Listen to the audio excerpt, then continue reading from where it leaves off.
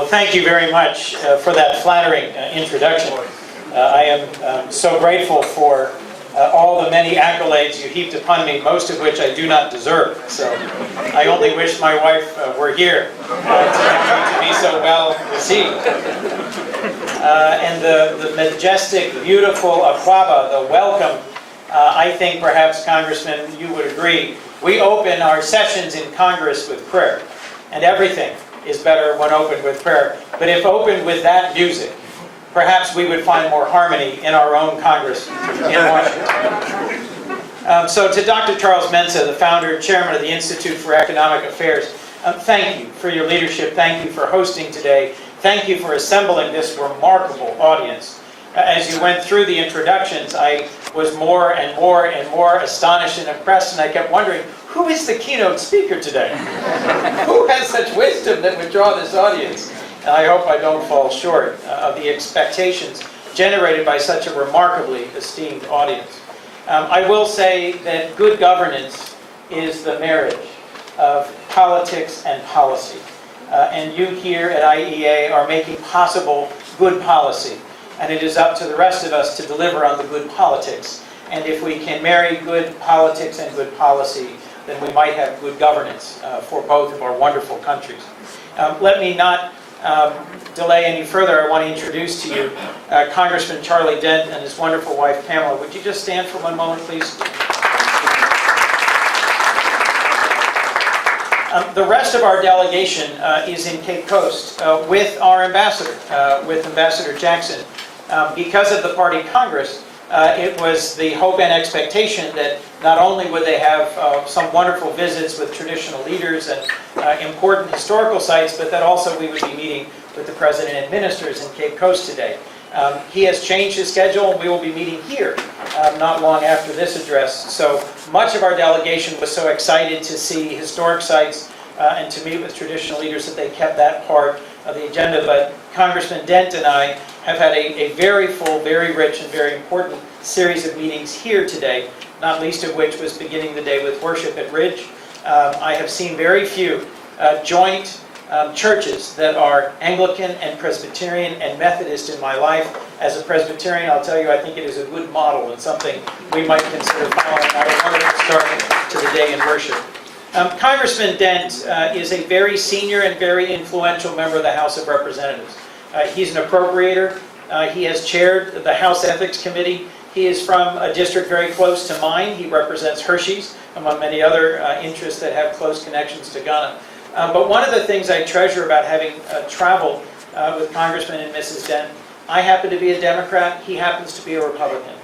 Nonetheless, we are good friends. I trust him. I like him. He is engaging and positive. We can talk to each other honestly.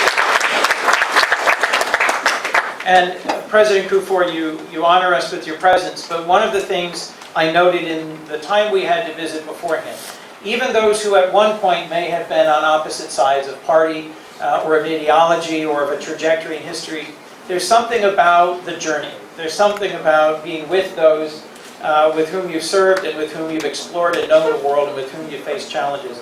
And Charlie, I'm so grateful for the fact that we get to travel again Eastern Europe to a number of countries facing uncertainty about what our presidential election would produce and whether the United States would keep its commitments to NATO and to our Eastern European allies. And we had a number of very difficult conversations. And I'm grateful to have you with me again as we have conversations across 4 countries on the continent. The rest of our delegation includes 2 other senators from Michigan and from Colorado, and members of the House of Representatives from Delaware and from Florida and from California. So we have a robust delegation, and we are very much excited for the opportunity to become better informed about what is going on in the African continent, about our relationships and about our trajectory together. I want to just briefly thank, if I could, the Majority Leader, Kie Mensah Bonsu. Thank you for being with us today. Tini Okaje, great to meet you. Honorable Okudzeto, and Minister Asante, who shared with us some of your long service and your wisdom. I'll tell you briefly, if I could, just to echo some of what Charles said about my first experiences in Kenya. I was an arrogant young man, an American college student, and I thought I knew a lot. And within a matter of days, families with whom I had the honor of staying across Kenya humbly, quietly helped teach me how little I really knew about a very wide range of things. It was my first attempt at milking a cow. It was very unsuccessful. My first attempt at working the ground with a hand hoe, and two girls, one 8 years old and one 10 years old, were much more productive than I was. A number of other experiences, but one that stays with me to this day. I was at a Presbyterian church in Ngong in East Africa.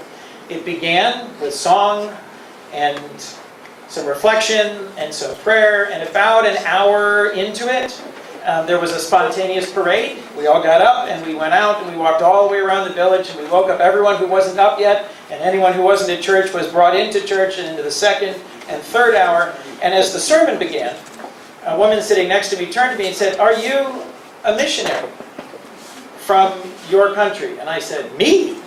I said, no.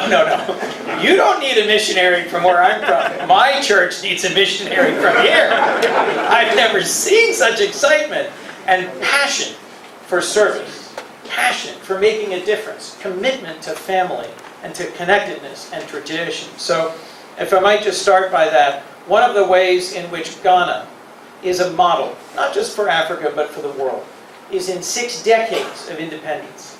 Repeated, multi-party, robust, wide-open elections and peaceful transitions. One of my own classmates from Amherst College was just re-elected to the presidency of Kenya. And it was an open question whether or not this election would happen peacefully, whether or not it would happen on time. And in a continent, in a world, where democracy is under real pressure in so many places and in so many ways. I want to begin by thanking you for being, as a free nation over 6 decades, an exemplar to the world of what repeated elections make possible, and that we together can continue this journey of democracy. Neither of our democracies is perfect. Neither of our democracies has yet fully lived up to the promise of the institutions of democracy, but we can learn a great deal from each other. So let me just say the overarching goals of our delegation are, first, to learn more from you, to ask your input and your advice, and to learn more about the challenges facing West Africa, and in particular Ghana, and to ask what we as representatives of your good friends and partners, the American people, can do together. And we've had a number of meetings just earlier today to look at some of the challenges, for example, of climate change, to look at some of the challenges of changes happening in our world, some of the challenges of drug trafficking, for example, which afflicts both of our countries. Second, we're here to understand Africa's potential and its opportunities. We're here to listen and to find new ways to work together. One member of our delegation has literally never been to Africa before. One member has been to Ghana, I believe, Christy, 11 times? 12 times. This is her 12th visit, so Congresswoman Barbara Lee. So we have members of our delegation who are new to the continent and members who know it far better than I. One other thing I have to correct about the introduction, which was overly generous.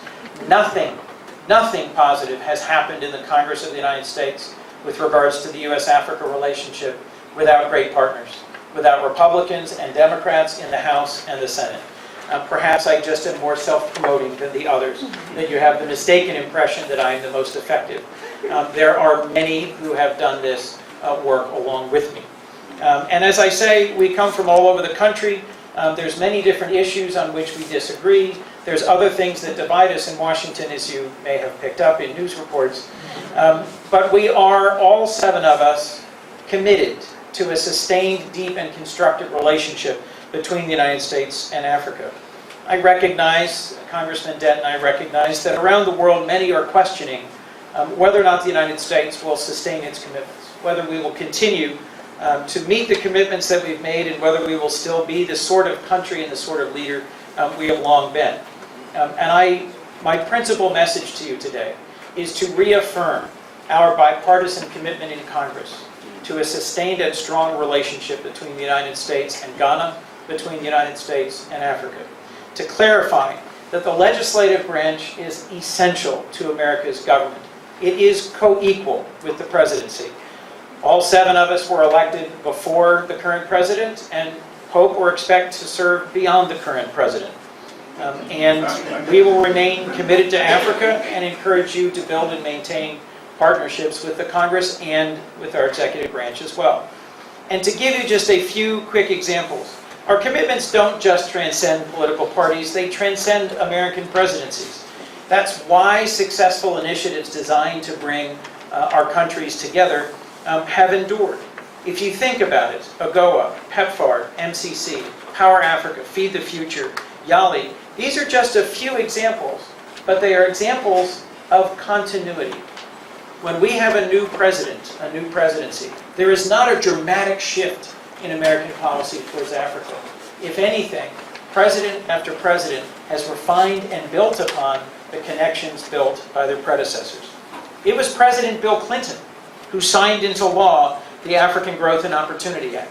It was continued and sustained by Presidents Bush and Obama, but it was my friend and partner, Senator Johnny Isakson, who worked along with me in 2015 to extend it by 10 more years, and it was President Obama who signed that extension into law. Why is this important? Because it gives duty-free, quota-free access to the American market, and particularly in apparel for Ghana, but in many other areas. It has allowed for great growth in the U.S.-Africa relationship. AGOA, non-energy and exports from Africa to the United States under AGOA have grown from just over $1 billion in 2001 to over $4 billion last year, a fourfold increase in exports to the United States. But there is so much more that we can and should do to strengthen our trading relationships.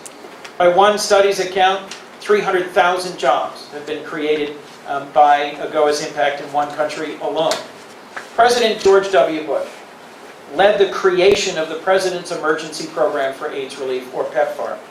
PEPFAR, since 2003, has achieved remarkable results in partnership with African leaders and with African public health professionals.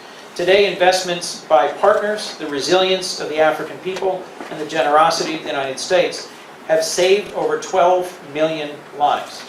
And nearly 2 million babies have now been born HIV-free to infected mothers. President Bush also started the Millennium Challenge Corporation, an innovative approach to aid and development which continues to reduce poverty through economic growth in countries across the continent. Ghana has benefited from the MCC now twice. On my first visit here in 2011, I specifically went with Senator Isakson to see some of the positive first fruits of that first compact.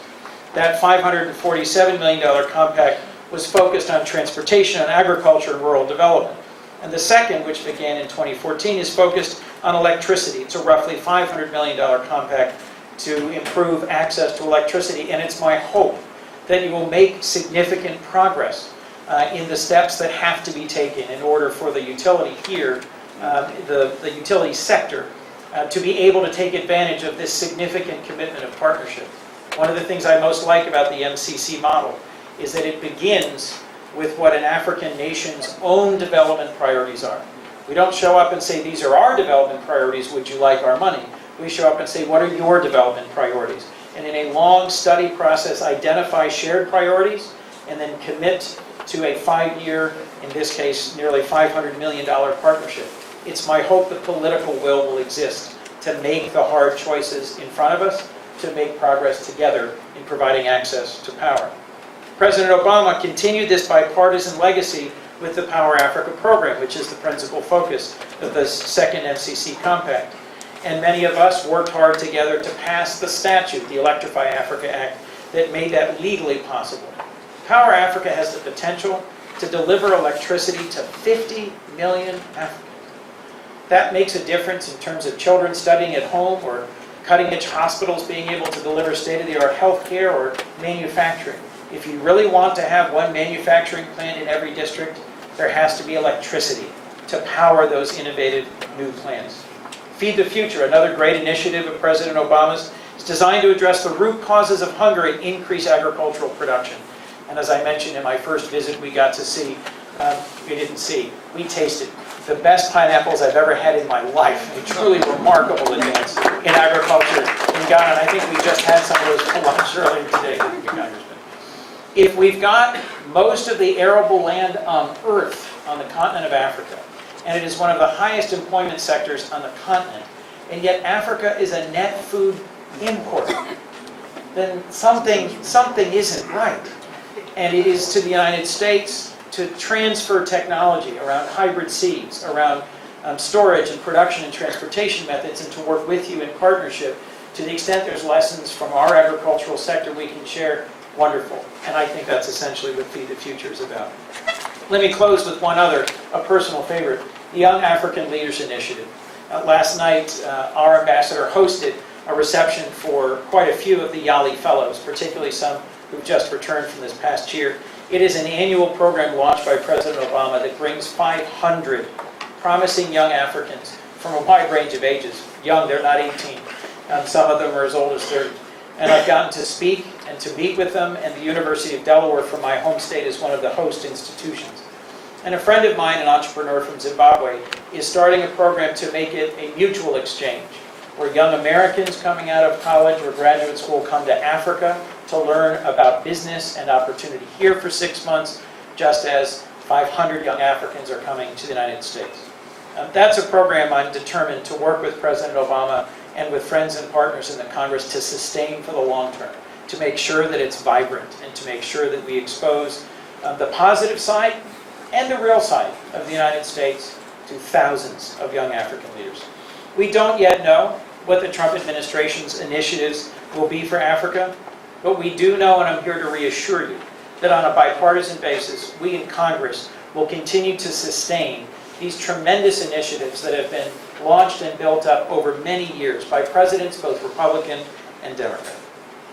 We recognize that the 54 countries of the continent of Africa have unique histories, cultures, challenges, and opportunities, and we are prepared to partner on a bilateral basis to help address them, to learn more about them, and to make sure that we all have a stronger future together.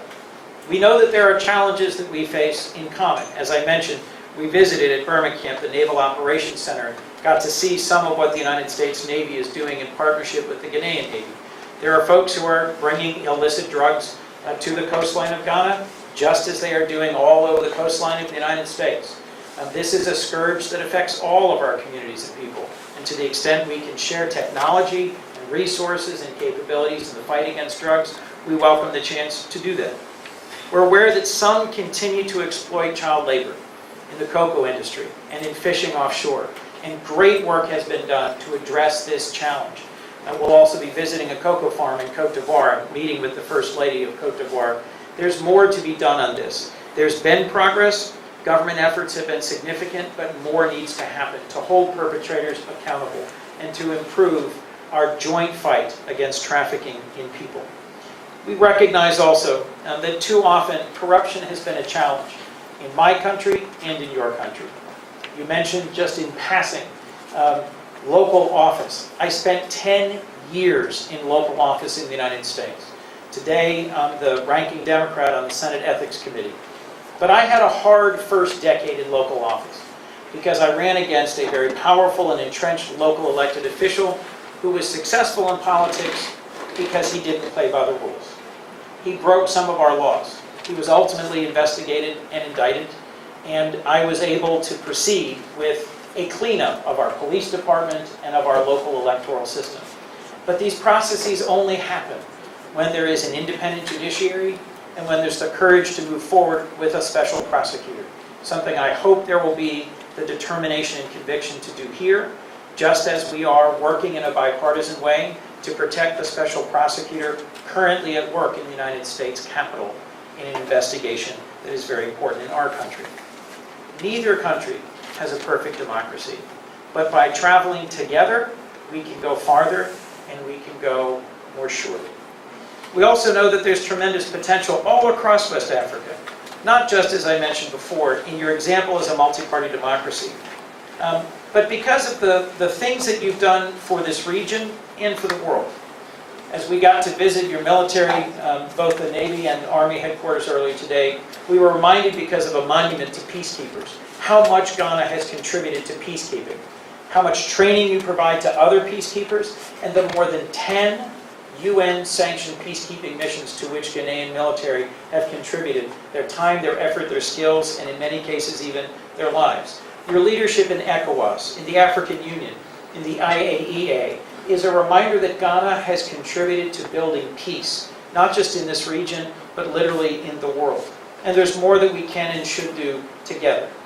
We've had a number of visits to see on a small level how specific interventions can make a lasting difference. But I just wanted to point to these ways in which your contributions internationally have had a global and a lasting impact. From agriculture to technology, from manufacturing to fashion design to film, we want to build partnerships between American businesses and West African innovators and entrepreneurs that build our nations. We're determined to continue investing in programs like YALI that will train the next generation of leaders, whether it be journalists or entrepreneurs, faith leaders or civic leaders, and we want to make sure that together we have a healthier and more prosperous world. When I was first here in 2011 with my wife, we visited what was then Ridge Hospital. Earlier, we had a chance to visit Accra Regional Hospital and to see what a remarkable change there has already been in what is now a world-class hospital for this entire region. So we have shared goals. We have shared goals to strengthen our democracies, to grow our economies, to have countries that are less corrupt, more efficient, more capable of delivering on the promise that we all care about together. We have a great deal of work to do. I'll remind you that when President Obama became the first sitting president to address the African Union in 2015, he told the gathered heads of state the most urgent task facing Africa today and for decades ahead is to create opportunity for this next generation. I host an annual conference in my little state of Delaware whose title is Opportunity Africa. That is intentional because every year I have the opportunity to bring ambassadors and heads of state, business leaders, entrepreneurs, figures who are real leaders in Africa to help my constituents understand that Africa is not a continent of famine and disaster. Africa is a continent of immense potential. The 21st century will be an African century. And if the United States can play its role in supporting and strengthening the democracies, economies, and futures of the people of Africa, it would be a great blessing for my people and my country. Thank you for a chance to be with you.